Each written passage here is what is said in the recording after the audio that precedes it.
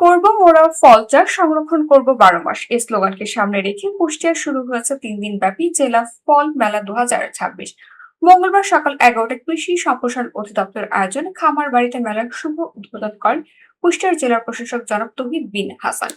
কৃষি সম্প্রসারণ অধিদপ্তর কুষ্টিয়ার উপপরিচালক ডক্টর মোহাম্মদ শওকত হোসেন ভূঁইয়ার সভাপতিত্বে অনুষ্ঠানে বিশেষ অতিথি হিসেবে বক্তব্য রাখেন জেলা বিএনপির আহ্বায়ক কুতুবুদ্দিন ও সদর উপজেলা কৃষি কর্মকর্তা রূপালী খাতুন সহ আমন্ত্রিত অতিথিবৃন্দ।